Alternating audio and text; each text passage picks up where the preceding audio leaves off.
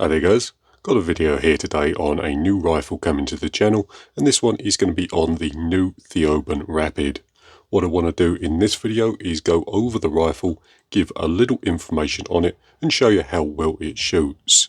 Before we get into that, don't forget Pete's Airgun Farm boot sale is on the 19th of July, so I'll get you a good look at the flyer, then you can just pause the video and read all the information you need. So there we have it. Right then, back onto the rifle. This rifle here is a 177 Rapid in the adjustable blue laminate stock. As always, this rifle here was built using my own money from the brilliant Crawley surplus store. I did get a discount on this particular rifle by using my own discount code sub12 airgunners, and that gave me 7% off the total price, which on an expensive rifle like this is very useful. I'll leave a link to the Crawley surplus store in the description below, so if you're interested in a rifle of your own, that's the place to go. Right then, with that said, I've had the rifle for a few weeks now, and I've put around 2,000 pellets through it so far. It's been an absolutely brilliant rifle. I've had no major issues with it at all.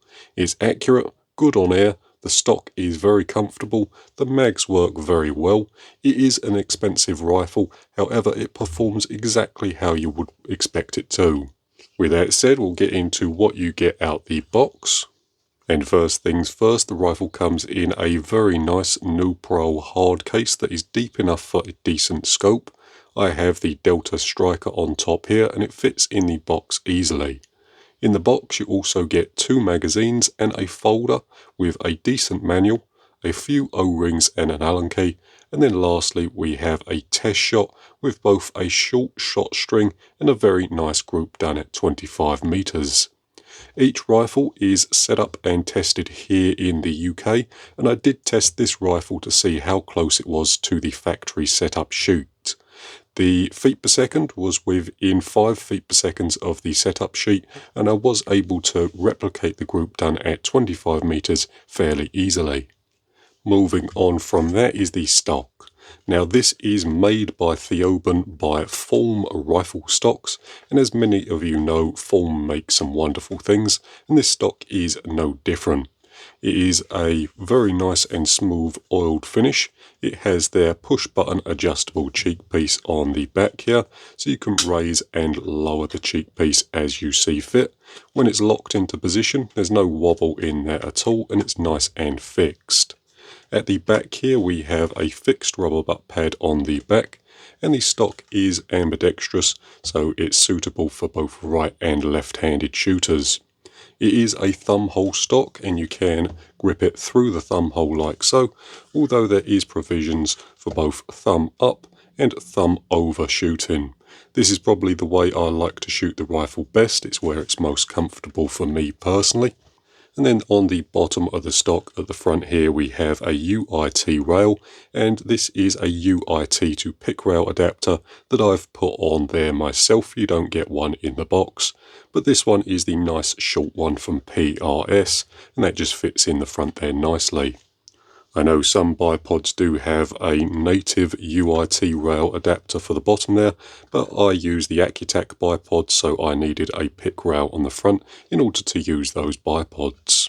With that said, this is just one of the stock configurations available for this rifle. There are quite a few more, so there are different colours as well as different styles of stock.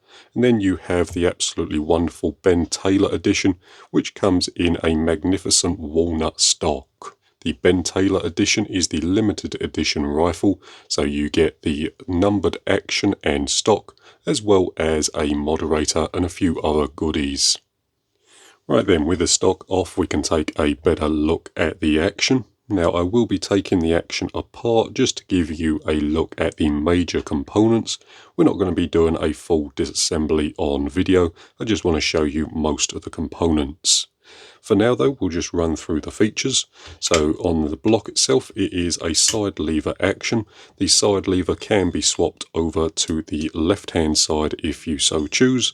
I prefer it on the right, so that's where it stays for me personally. On the bottom here we have our trigger. It's a very nice two-stage adjustable trigger with a safety in the trigger well. With this arm back, the rifle is on safe. With it forward, the rifle is able to fire. Moving on from that, we have our Foster fitting on the end here for filling, and then on the other side we have our gauge. So the rifle is a 250 bar max fill. With that said, the block itself is a raw block directly from Rapid Air Works in America. What happens at the moment is that the block comes into the UK complete, then Theoben readjust and reconfigure it to sub 12 pound power levels. Theoben then test and tune the rifle to make sure it's performing exactly as it should. What that means is that any parts that fit a standard raw block should fit this one, as it's a standard short block. As I said, that's how things work at the moment. As far as I'm aware, the plan is to ramp up production in the UK and hopefully start to manufacture parts for the rifle here.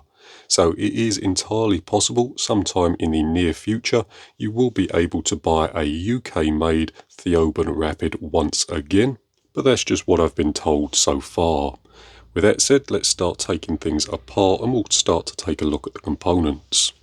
And I'm going to be starting with the barrel. So the barrel itself is a high quality Lothar Wolfer steel barrel.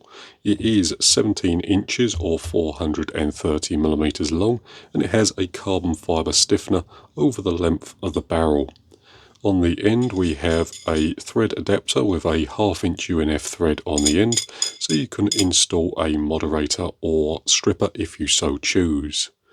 The barrel is a 12 groove barrel, and from my initial testing it looks like the twist rate is roughly 1 in 17, although that has been done just roughly. I haven't measured it properly just yet. The next thing I'll mention is that a fairly unique feature of these barrels is that they don't use a standard transfer port O-ring.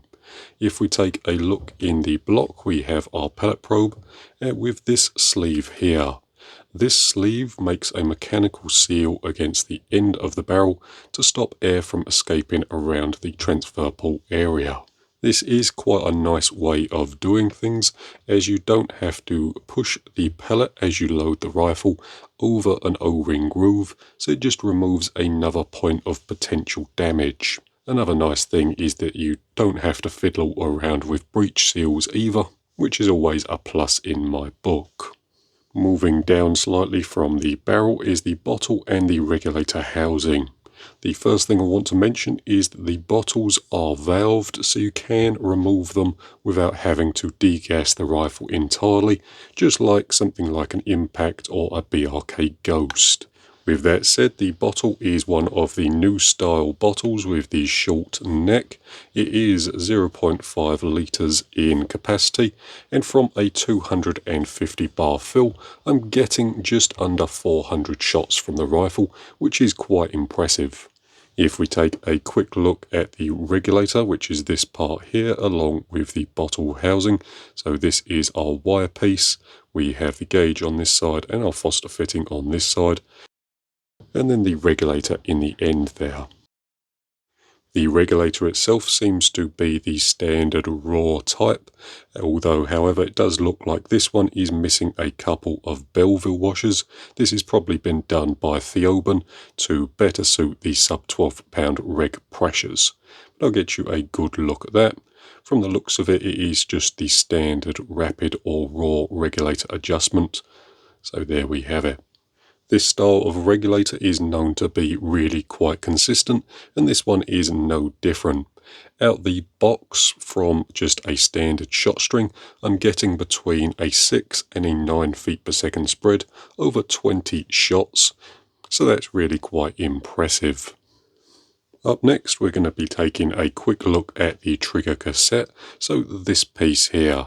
For those not aware, the trigger on these rifles is just held in by these two pins here. and I've just removed them using a small punch. But as I said earlier, this is a fully adjustable 2-stage trigger, and it's really quite a nice bit of kit. It's incredibly light, it has a solid wall to the second stage, and a nice crisp clean break. From the factory it did have a little too much first stage travel for my liking, but that was easily adjusted out, and now I'm over the moon with a trigger. When using a trigger weight gauge, you can see how light it is here, and that was using the factory setting.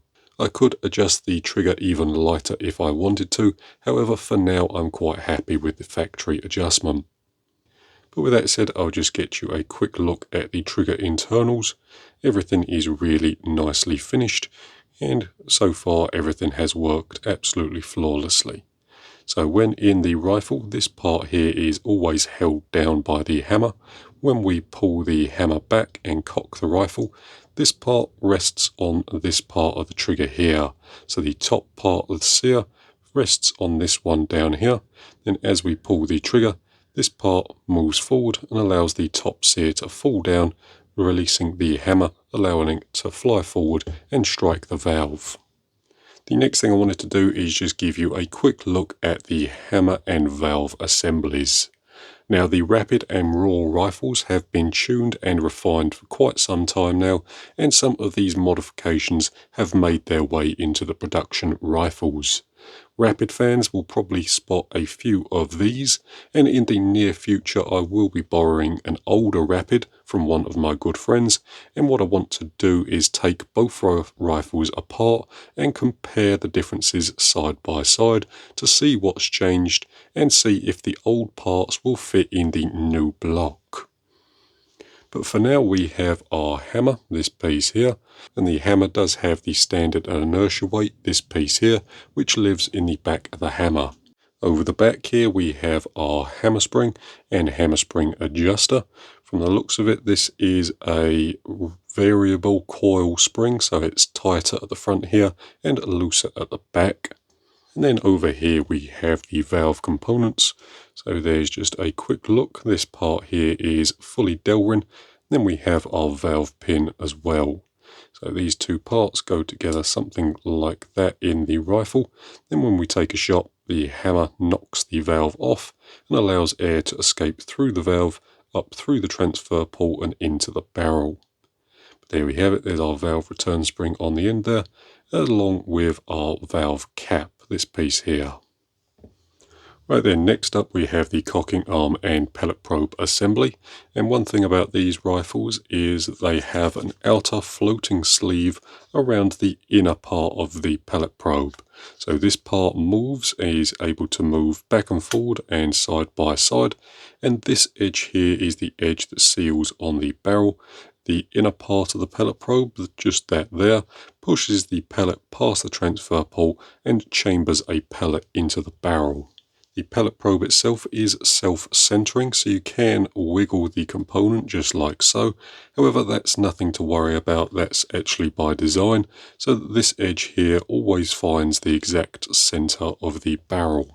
Other than that, the cocking arm is nice and solid within the block. You do have a little amount of wiggle there, but that's nothing to worry about. It's just a standard amount of play. And as I said earlier, it is nice and simple to flip the cocking arm over to the other side of the block if you prefer left-hand cocking. Right then, that's pretty much it for the action. The next thing I want to talk about is the mags. Now the mags are the standard raw deep mags, and in 177 they hold 17 shots. The mags themselves are all plastic apart from the screws and the springs inside, and it is nice and easy to load them. So what we're going to do first is slightly lift the front cover up, then rotate it around all the way anti-clockwise until we reach this part here. Then we're just going to put it in and click it into position. At this point the front cover is locked, and then we can just load our first pellet whilst putting our finger over the hole in the back. Once we've dropped a pellet in, we can just rotate the mag clockwise, and then it's nice and simple to load as the pellet is holding the internal drum in position. What you can do then is just continue to load pellets around the outside of the mag, keeping going all the way round until we reach the final area, in which we can just click the front cover back into position. At this point we can take our mags and load them into our action. Now, as the action doesn't have a barrel in at the moment, the mags are a little loose, but as you can see they just load in something like that. These particular mags are the left-handed mags, so they load from the left side, although I believe right-handed mags are also available if you prefer to load your mags from the right-hand side. Overall, I've been really quite happy with how the magazines have performed. There is a very slight difference between single shot loading and using the magazine. However, I would say it's minor at worst. I did read online a couple of people having problems with the mags. However, I've not had any problems with my mags so far. But one nice thing about this rifle is that if you don't want to use the magazine, you don't have to use a single shot loader, as the breech area has this cutout in the side and the mag well is really nice and deep. So even if you've got big fingers, you can easily load a pellet straight into the front edge of the barrel. So for me, the mags have performed quite well, but let's take the rifle downrange and see how well it shoots. And as always, I will mention that the shooting footage was taken before I took the rifle apart. But with that said, let's go downrange. And here we are all set up in Pete's airgun farm in the 50-yard range. I have my target set out on the back wall, and I'm just doing some 5-shot groups at 50 yards using the magazines. I'm using unweighed unsalted pellets straight from the tin, and the rifle will shoot most pellets fairly well. However, it really likes the JSB shorts and the JSB Express pellets, although the H&N FTs worked very well along with the Barracuda 8s. The QYS pellets were really good at 30 yards, but the groups did open up at 40 to 50 yards, so I stuck with the JSBs. So all that shooting there was done at 50 yards. At 30 yards, pretty much everything went through the same hole, so instead of showing you that, here I am just doing a 25-meter bench rest card. Now, it was not my best card, but in my defence, the range was a toasty 37 degrees Celsius, and it was a little uncomfortable. The rifle didn't seem to mind, but I sure did. For the bench rest card, I stopped using the mags and just fed the pellets in by hand, but with the cutaway on the sides of the block, it was nice and easy to do. I didn't bother to set my rest up for this card, so it was just shot off a bipod with a moderator on the end of the barrel. But as you can see, the rifle is performing really quite well. With a little more pellet experimentation and a proper rest setup, the rifle could easily be used as a bench rest rifle, and I may even use it for my June or July bench rest GB postal card. One thing I would like to test on the rifle is an air stripper on the end of the barrel instead of a moderator, so I may have to make one up for testing. In saying that, when I did my part, the rifle was surprisingly accurate. Right then, back over at the bench, and here's just a quick look at the target. This whole sheet here was done at 50 yards using a couple of different pellets. So these 3 rows at the top were done with the JSB shorts, and these ones at the bottom were done using the JSB Expresses. Overall, I'm really quite happy with how things grouped. Nearly all the groups are under a 5p piece at 50 yards, and for those outside the UK, a 5p piece is 18mm in diameter. We did get a couple flyers here and there, but I'm using unweighed unsalted pellets straight out of the tin, so that is something to be expected. Not every group is going to be absolutely perfect. Having said that there, even when using the magazine, we did get some really nice groups at 50 yards. Moving over to 25 meters, so this target here. And this is the card that you saw me shoot on camera. We did have a couple of close calls here and there, but luckily they did plug with our plug-in gauge. So as you can see, that one there is a plug 10. This one over here, again a close plugged 10, and that one right beside it, again a 10 when plugged. In total, this was a 250 point card with 14 X's.